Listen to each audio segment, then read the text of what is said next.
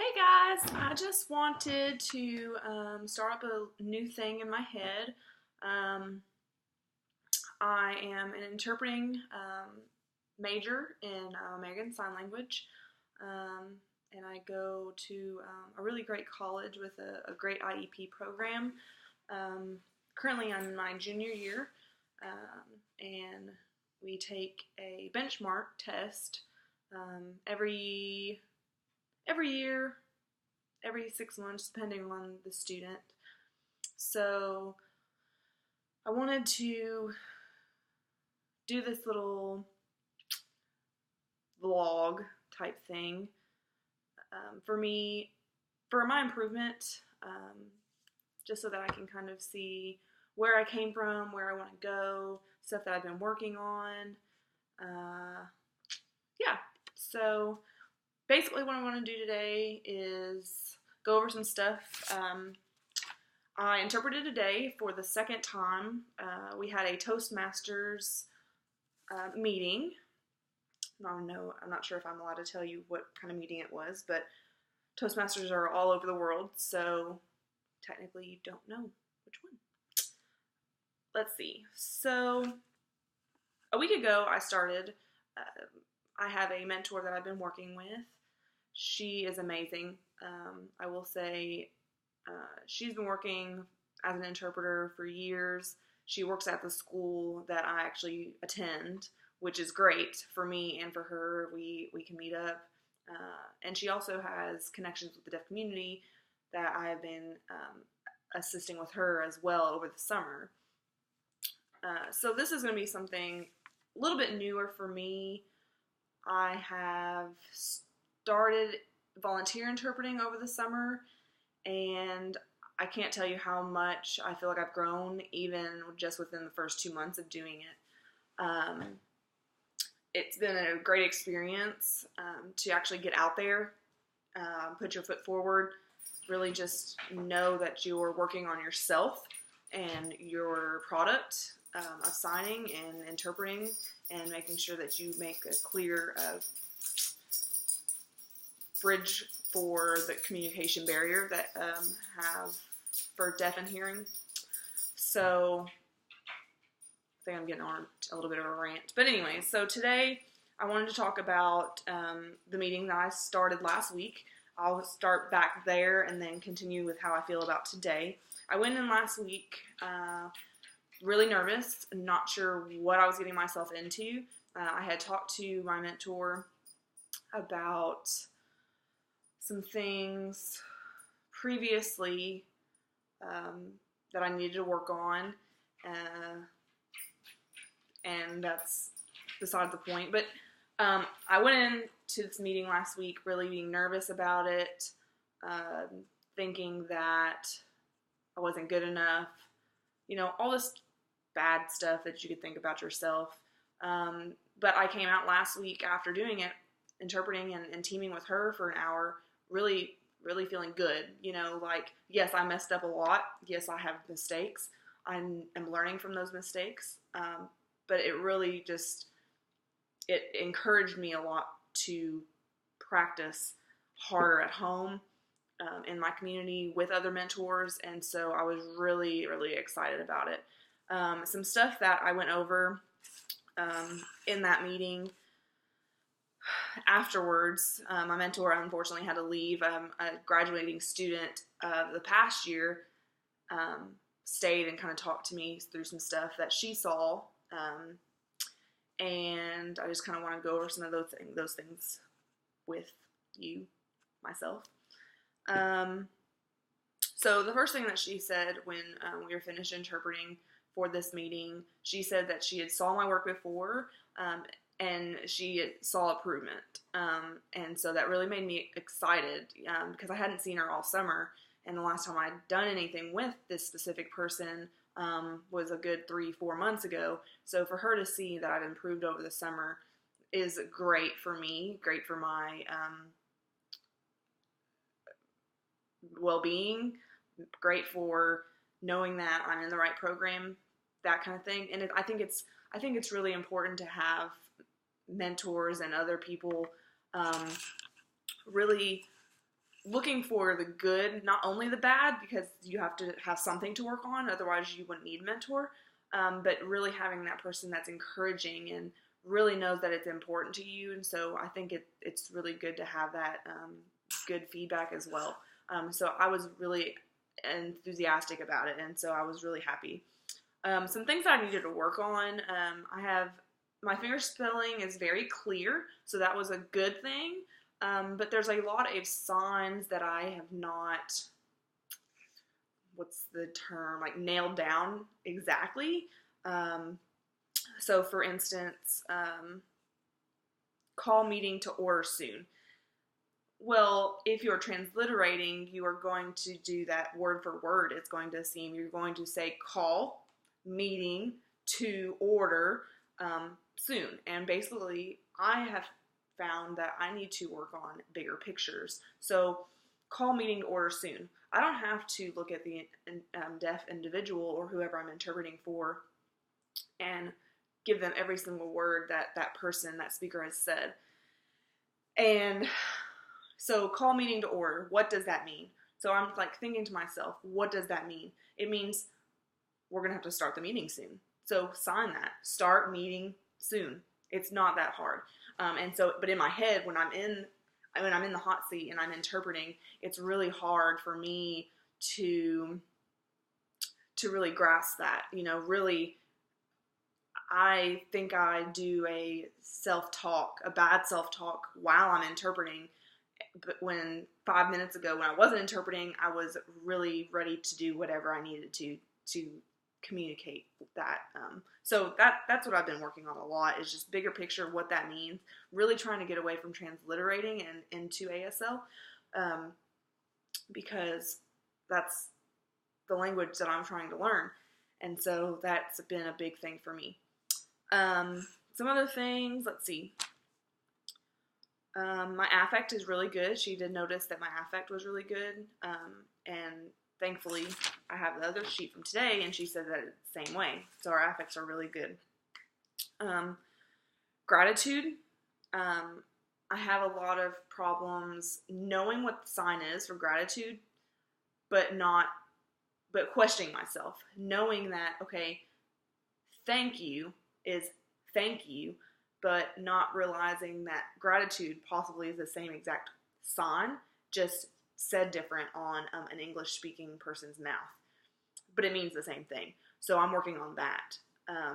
Finding a sign to fit a word specifically, instead of saying, hey, what does that mean? It just means thankfulness. So, and finding a one sign. And that's a big deal too. You have English words, you have all these English words that are just transliterated or interpreted into one sign for sign language, because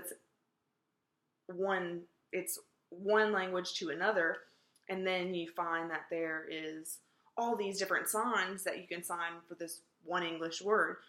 So that's what I'm working on. I'm working on seeing the bigger picture and really, what am I trying to communicate to that deaf person?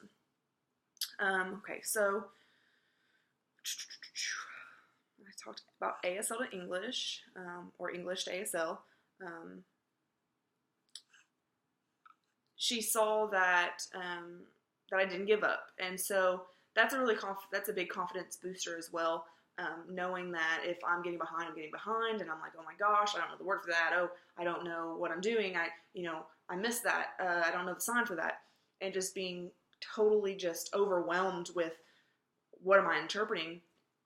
Just stepping back a second, saying, what did he just say? Keeping up with whatever it is, and not giving up. Not just overwhelm. I give up. And so she saw that, and so that I'm really grateful for too, that I can do that and just really keep pushing forward, because a lot of times I just want to stop and cry, of course. Let's see. So we talked about signing space. I sign really little. I sign and I think it has to do with my confidence as well. You know, when I'm in the hot seat and I'm sitting there and I have to interpret English language to sign language, and I'm like, okay, I'm grasping stuff, and I'm sometimes missing stuff, and I'm in the hot seat, and so I close up. and I really just need to be opening my arms and making sure that this is a big, wide picture for the deaf person. Sorry, my screen is being funny. So that's something I need to work on, is opening up, not having my sign space so little, especially when I'm in front of an audience of 20, 30 people. People need to see what I'm doing, not keeping it all the way down here. Let's see. So, a great thing that I had just realized, not even knowing that I do it. This past week, she also told me that a lot of times I will keep my eye on the presenter instead of the deaf person or the deaf individual that is trying to get that language. Again, I think it goes back to my confidence. I feel like I don't want to miss something, and so I'm always focused on what's going on, like looking at the speaker, trying to figure out, okay, am I signing this right, and I'm making the deaf individual feel like I'm maybe not paying attention to them. It's okay. I've been told to sometimes look at what they're trying to say. Okay, look back at the deaf individual. But my problem is with my confidence and with me being in the hot seat and just nervous and stuff like that. I keep looking up and seeing, just looking, interpreting, I'm interpreting to the speaker themselves instead of, okay, I got what they're saying, now continue and look directly at the deaf person in the eye. And a lot of times that's helpful for an interpreter as well, just because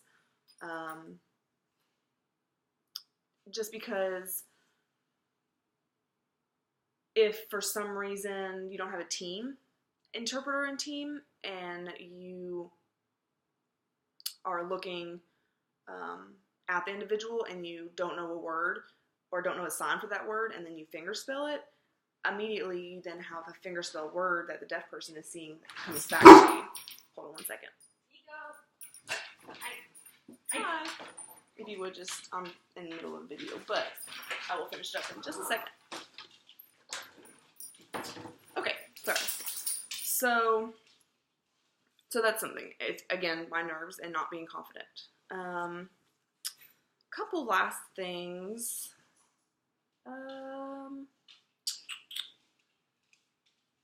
Environmental information. So a lot of times if I'm sitting up in front and I have a speaker speaking to an audience, and I'm the one interpreting, of course,